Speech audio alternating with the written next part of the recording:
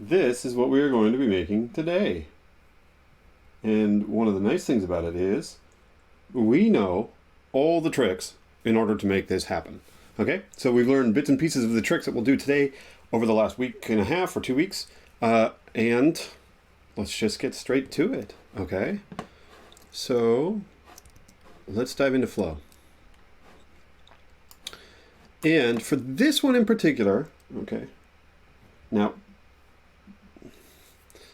for today's, for today's cast, all right, what we're going to do today, I'm actually going to use Sketch because when you're working with text, it is possible to just work with text layers, and we could have an H, an E, an L, an L, and an O side by side. But what I prefer is if you do have access to a design tool and you're going to be working with text in Flow, one of the best ways to work with it is to outline your text, okay? And when you do that, then it means that your text is actually a shape when it comes into Flow, and then you can do all kinds of nice things with it. So I'm just going to show you, two ways of importing this hello into Flow, and then we'll just roll with it, okay? So let's go and have a look first. From our desktop, here is the design file that I created. All right, so I just typed out the word hello, and then what I did is something like this, like type hello, and then when it was a piece of text, I selected that and I converted it to outlines like this, and that turns it into shapes. It actually changes it into a single shape. Then I took all of the single layers and I split them all up by bringing them outside of that group. And then I just reordered the groups and changed the color and press Command G to group them all into one group again, because we're actually going to use the group inside of Flow. Okay, so relatively straightforward. If you happen to have an SVG, and I'll make this one available for everybody. I actually exported our artboard as an SVG, and it'll have a group inside of there, okay? Or it'll have all this text inside of there. So you will actually be able to drop this into your design file in Flow, or your animation file in Flow with a SVG. So we could do it one of two ways. We can create a timeline from our animation, or from our sketch file, just like that. Or if I get rid of this, if we do a timeline using SVG, we're actually going to be able to take that SVG that I have exported, import that, and then we'll have our letters here, okay? It's just a very slightly different process to work with it coming in, because you get the view box and the order has changed just a tiny little bit, but the principles are going to be the same. Okay, so let's just do it like this. So I've already connected, as you may have noticed, I've already connected my sketch file. But just in case anybody here is new to Flow, one thing I'm going to do here is I'm just going to unlink that sketch file, and then that brings us back to this state when you have a new project. And I would click link a sketch file, go to my desktop, Command D, select the sketch file that we just looked at, open it, and now I'm just going to drag that first artboard in. And since I only have one artboard, I only need to drag it in once, and we can start like that.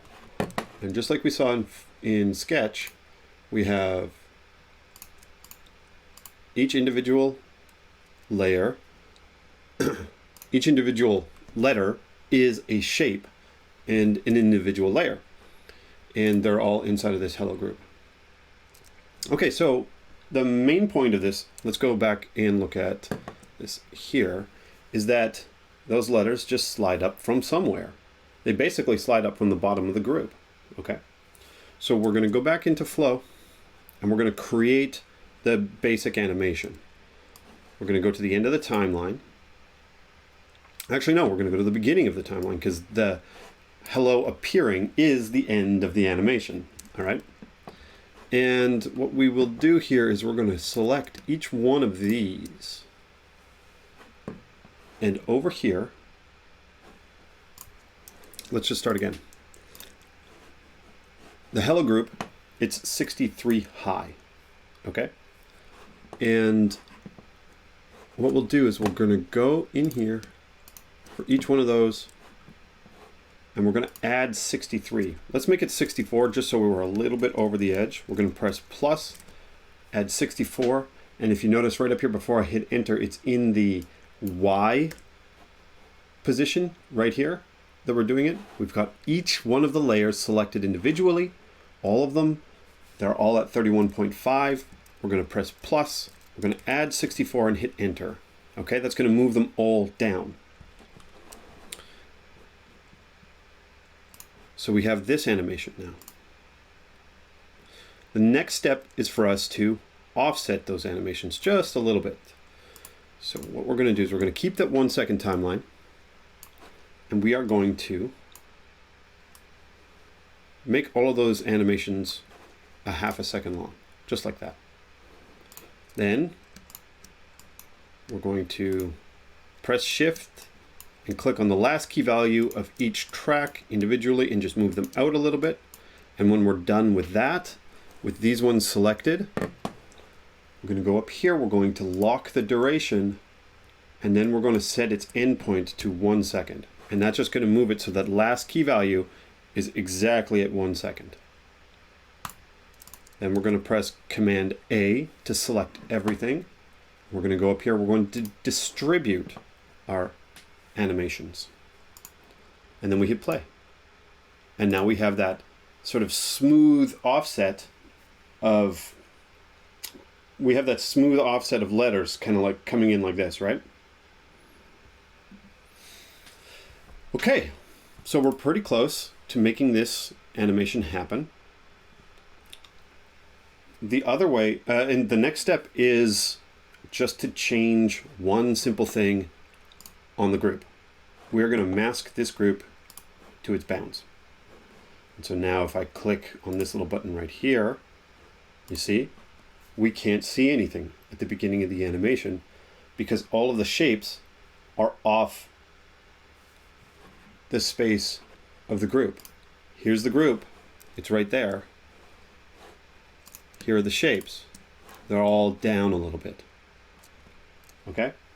So let's have a little bit closer look, or a little bit more accurate look at this.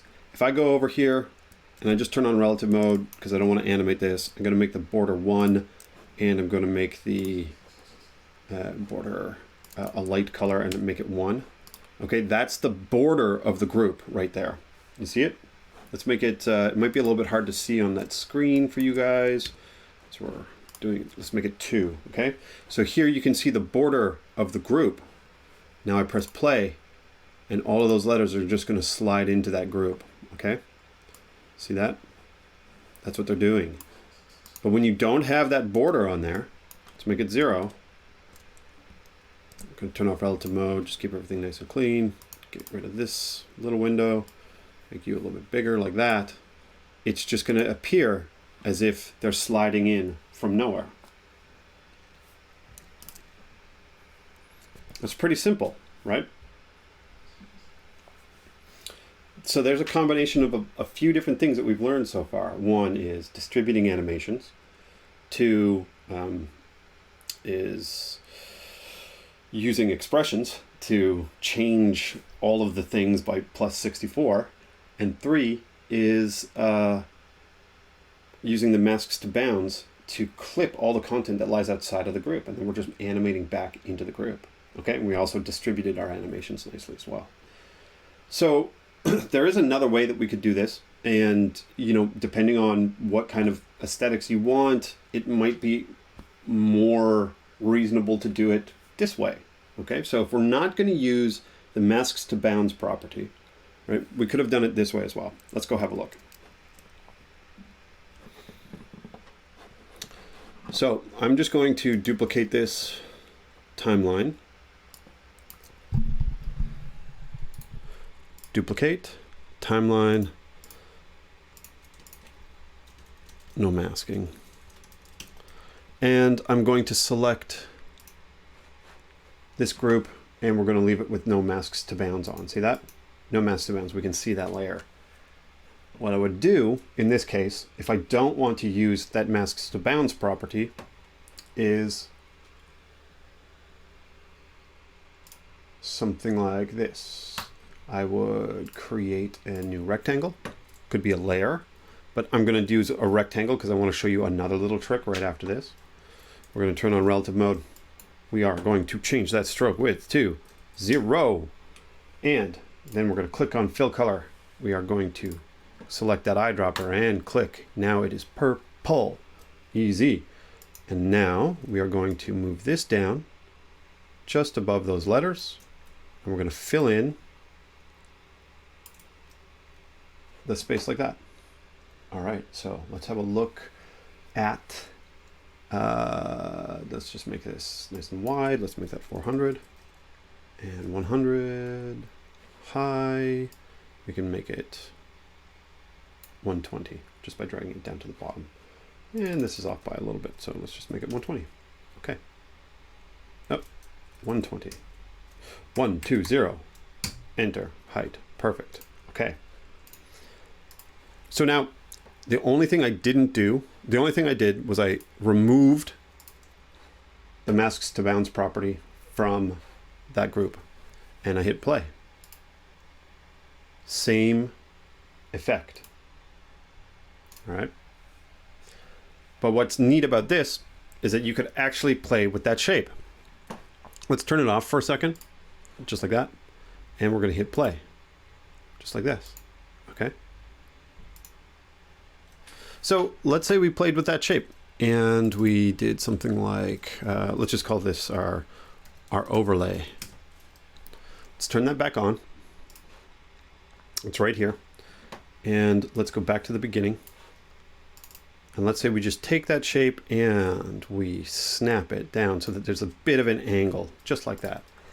And you see, we're starting to reveal these shapes. So let's just go back into our group and do the same trick again. Let's just add plus 50. That looks good. They're now still covered by that shape. And let's hit play. Oops, let's undo. We're going to turn on relative mode. And now here, we're going to select that and do plus 50. Otherwise, we would have moved the end point as well. Okay, and now what we can do is we can do something like this. And we get these nice little steps happening. Why did we get those steps? Well, we got those steps because all of our animations were, they all had key values at the beginning like that. See, they were all just like this. But what I could do is I could take all of those as well, select them all like this. And then we're going to align them. Put that here. Do this one more time. Select all of these. Now we're just going to do this plus 50. Hit enter. And then we actually have to redistribute these. So this would be 0.5 and something like this, and like this. And then we go and grab all of the beginning key values and distribute those. And now we've gone and fixed that. And we have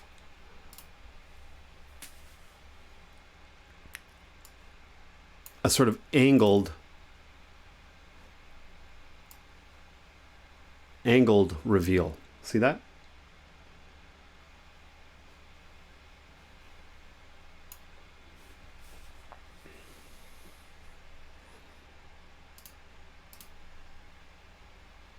Let's slow that down just a little bit so you can see it nicely.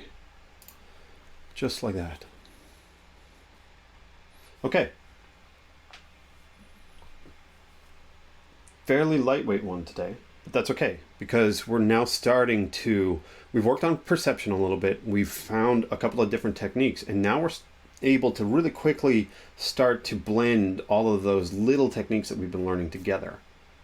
And you're starting to get more and more complex animations, more and more complex aesthetics. And here we're doing two different techniques. If you want just a straight reveal, mask to bounds is a really great option. if, for instance, you want a different technique, like you want something else to sort of slide out from under there or something like that, you could use the overlay technique that we did. And then you can actually modify that overlay shape so that it has, different shapes. Maybe it's a wave, maybe it's something else, maybe it's more jagged, maybe it's all over the place, maybe it's just a straight angle like we just did. Maybe the angle moves while you're animating it, something like that. So the overlay technique is a different way of doing that reveal as well, right? Now let's see, are there any questions actually? Let's have a look. If there's no questions, then I am going to call it a day. Let's see. And